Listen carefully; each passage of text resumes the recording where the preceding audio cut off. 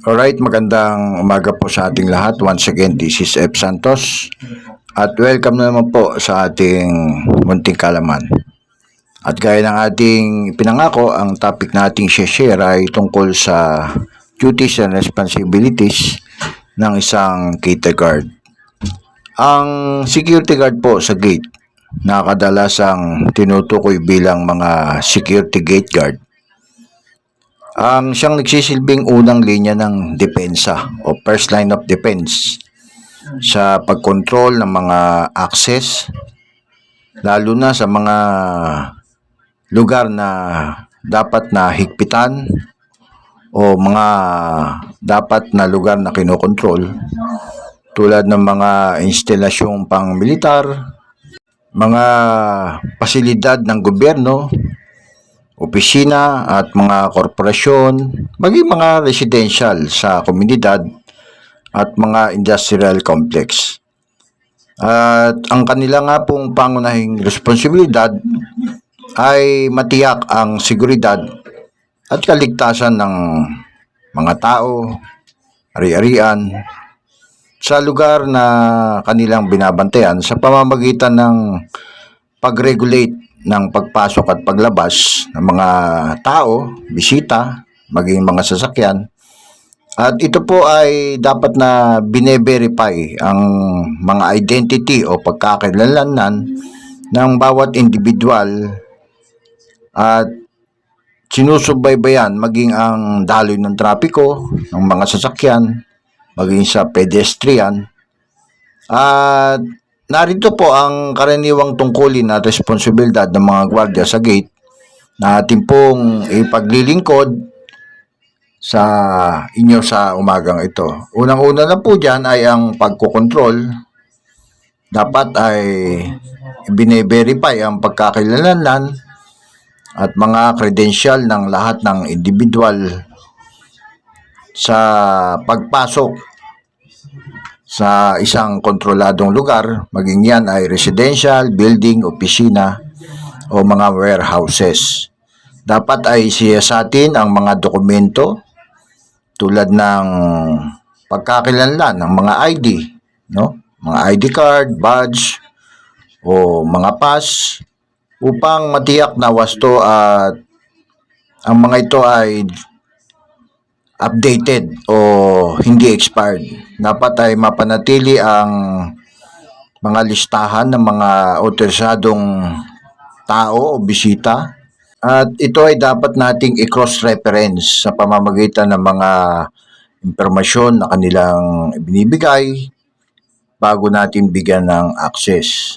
Kinakailangan tanggihan ang pagpasok o i-deny kung hindi ito otorisado o kahinahinala ang individual na nagnanais pumasok o maka-access. Dapat agad itong iulat at ipagbigay alam sa ating mga security officer sa mga kinaukulan. At anumang mga makikita nating paglabag sa security ay kaagad nating dapat na makontrol at agad ipaabot natin kaagad sa kaalaman ng mga superior natin. Dapat ay siyasating mabuti ang mga sasakyan na pumapasok. Gumamit tayo ng mga under chassis mirror, buksan ang mga compartment at silipin ang mga sakay nito. Dapat din na matiyak natin na ang lahat ng pumapasok ay pawang mga autorisado at may access, lalo na kung ito ay puno ng mga kontrabando o maaaring maging potensyal na banta sa security. Suriin din natin ang mga rehistro ng sasakyan na para sa pagkakalanlan o identity at maging ang mga permit ng sasakyan. Dapat na i-verify natin ang kanilang mga layunin sa pagpasok. Kailangan magsagawa tayo ng mga regular na mga inspeksyon ng mga sasakyan, lalo nga kung ito ay puno ng mga kargamento. Maging ang mga compartment, mahalaga na binubuksan natin. At sinisilip natin ang loob, maging ang mga ilalim nito sa paggamit ng under chassis mirror. pagpasok ng mga sasakyan ay idirekta natin sila at alalayan, ituro natin ang kanilang mga sasakyan kung saan sila maaaring pumarada sa mga itinalagang parking area o loading and unloading zones kung ito ay magdi-deliver. May mga warehouses o compound na kinakailangan required ang mga driver at pahinante na naka-traffic vest para sila ay maging visible at gumamit ng blinker light habang sila ay tumatakbo at nasa loob ng compound hanggang sa sila ay makaparada. At nire-record din na meron silang sariling kalso o choke para sa safety ng tao at sasakyan, lalo na kung ito ay mga heavy na sasakyan at may lulang mabibigat, para maiwasan ng anumang aksidente na ito ay umatras o umabante. Gumamit din tayo ng mga metal detector na pang-scan upang masuri natin ang mga bag ayon sa kinakailangan o hinihininging mga protocol ng security ng mga clients at company na ating sinisecure. Dapat na i-search din natin maging ang mga individual o mga vehicle kapag tayo ay mayroong makatwirang hinala o dahilan para sila ay paginalaan na banta sa security, o maaring meron tayong nakitang kanilang nilabag sa mga rules and regulation doon sa company, sa clients na ating binabantayan. Dapat din ay naya-handle nating mabuti, na pangangasiwaan natin ang mga sensitibo at confidential na information na hindi dapat ito basta nilalabas o pinagkakaloob kung hindi sa pamamagitan ng mga otorisadong tao na sila lamang ang binigyan ng authority o karapatan ng management o ng kliyente na magsalta bilang protocol para sa mga classified na bagay o materyales, maging ng mga impormasyon kung sakaling halimbawang katulad ang mga media o mga pulis ay nag-iimbestiga, hindi dapat ang mga security ang nagbibigay ng information, kundi yaw lamang representative na authorized na itinalaga ng company na ating sinisecure. At sa pagpoproseso ng mga visitors, dapat ay nakarehistro sila at dapat ay mabigyan sila ng karampatang visitors pass, lalo na kung may tinatawag na color coding, no? Ang bawat ID ay may color, depende o sigun sa lugar na kanilang pupuntahan o sa opisina na kanilang pupuntahan. Bigyan sila ng pansamantalang badge sa mga otorisadong mga bisita, mga kontratista, at bigyan natin ng guide yung ating mga visitors ng tamang direksyon saan ba sila pupunta, at maging ng mga information kabilang ang mga instruction sa kanilang pagbisita, lalo na kung ating binabantayan ay isang mga warehouses na maaaring meron silang maligaw sila at mapunta sila doon sa mga restricted area. Kaya pagpasok pa lang, i-guide na natin sila at dapat ay itawag natin doon sa pinakamalapit na security para ma-guide din sila kung sakaling sila ay maligaw. At kung kinakailangan ay i-escort natin ang mga bisita sa kanilang mga destinasyon, lalo na kung ito ay expected ng mga clients, para sa ganon ay hindi sila ma-delay at umabot sila sa tamang oras ng kanilang mga meeting. Dapat ay na-maintain natin yung proper communication sa ating mga kasama tauhan sa security, pag sa mga supervisor at iba pang mga gwardiya sa mga gate. At ito ay sa pamamagitan ng mga two-way radio o mga aparatong pangkomunikasyon. Dapat na iulat natin kaagad ang anumang hindi pangkaraniwan o unusual o kahina-hinalang mga aktibidad na ating namomonitor, at magbigay tayo ng tulong sa panahon ng mga emergency kung kinakailangan, kabilang ang mga alarma ng sunog, evacuation at mga insidenteng medikal.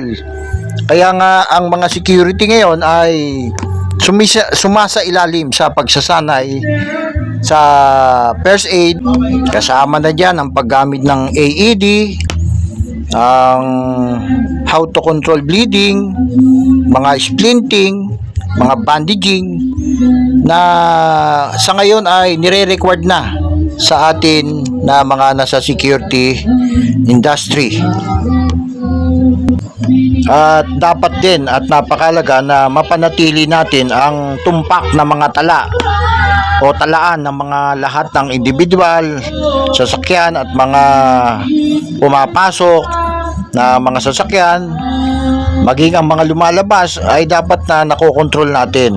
At ito nga, ang record ay napaka-importante, kaya dapat ito ay naiingatan at napangangalagaan sa pamamagitan ng maayos na pagpapile. Dapat din na naidodokumento natin at nagagawa ng report ang anumang mga insidente na maaaring nangyayari, maging ito ay violation o paglabag sa security, paglabag sa mga regulasyon, at dapat nga nating itong i-report kaagad sa ating mga supervisor, kalakip ang dokumento o ang ating information or incident report. Dapat na napapanatili natin ang mga record, ang mga impormasyon tulad ng mga pangalan, ng mga bisita, mga detalye ng contact number, mga address, at kung ano ang kanilang layunin sa kanilang pagbisita. Dapat ay napangangasiwaan din natin ang pagdidirect ng trapiko ng mga sasakyan, maging sa mga pedestrian, upang mapanatili ang kaayusan at ang katiwasayan, and of course yung safety ng mga tao, upang maiwasan din ang mga aksidente, maging ang pagsisikip sa mga gate kapag sunod-sunod na ang mga pumapasok na sasakyan, kasama na dyan ang mga visitors at delivery. Dapat na matiyak din natin na sumusunod sila sa mga tamang bilis o limit na speed, sa mga compliance na pinatutupad sa traffic regulation within the controlled area, no? O sa makatuwid sa loob ng kumpanya kung saan sila ay pumapasok. Dapat din na nagko-coordinate tayo, no? May coordination tayo sa mga traffic officers, sa mga personnel, lalo na sa mga malalaking mga events, lalo na kung ito ay magdudulot ng traffic sa ating AOR. Dapat din ating nai-ensure, nasisiguro yung proper functioning ng mga maintenance ng ating mga security equipments, katulad ng access control system, yung mga barriers, yung mga gates, at of course yung communication devices, yung mga radyo. Ano mang mapupuna natin na malfunction ay dapat nating i-report kagad sa mga kinaukulan upang mabigyan kagad ng kaukulan at mabilis na aksyon at magawa upang maiwasan na ang mas lalo pang damage. At bilang tayo mga gater, security guard, kailangan matiyak natin na lahat ng dapat nating i-turn over sa ating kapalitan na gwardiya ay ma-turn over natin upang sila man ay may kabatiran kung ano mga activity ang mayroon pa na ating naiwan o mga instructions galing sa itaas o sa mga kliyente o sa ating mga officers. Pang sa gano'n, matiyak natin ang smooth maayos na trabaho at nakakaiwas tayo sa mga sinasabing ang bulilyaso o 1/6. At dapat lahat ng dapat na i-turn over ay nakasulat ng malinaw, visible, readable, clear sa ating mga security journal o sa ating logbook.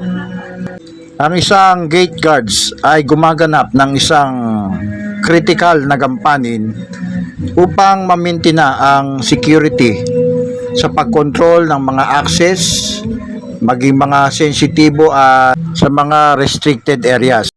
Ang kanilang pagiging vigilant at atentibo sa mga detalye at ang pagiging professional nila ay kinakailangan upang kanilang mabantayang mabuti ang kanilang mga AOR, no, mga premises at ang mga occupants, sapagkat huwag nating kakalimutan na ang pangunahing tungkulin ng mga security ay to protect lives and property. Kinakailangan din nila na maging adaptable sa mga specific na duties and responsibilities. At ang ating scenery ngayon ay ang mga usual na ginagawa o duties and responsibilities ng isang gate guard. Subalit ito ay maaaring magbago at nagbabari ito depende sa kanyang location, depende sa kanyang nature ng binabantayan na establishment or facility na kung saan ito ay natas na kanilang i-secure at bantayan. Muli po, ang inyong lingkod, F. Santos, ay nagpapasalamat sa inyong patuloy na pakikinig, pagsubaybay, pagla-like and share ng ating munting kaalaman. At maraming salamat po doon sa mga patuloy na nagtitiwala at nagsesend po ng stars. Ang Panginoon na po ang bahalang magbalik sa inyo sa ibang paraan. Pansamantala po, nagpapaalam ang inyong lingkod. Magbabalik po sa mga susunod na araw dito pa rin sa ating F. Santos Munting Kaalaman. Magandang araw po sa ating lahat at ingat po tayong palagi. Bye-bye!